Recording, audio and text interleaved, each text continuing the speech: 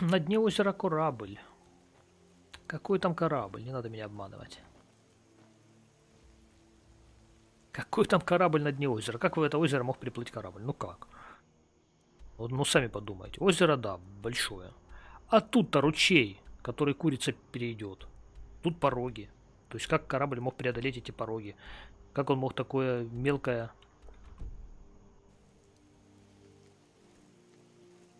течение, или как это сказать-то правильно? Ну, мелкий поток преодолеть. Никак не мог. Так что меня обманывать не надо.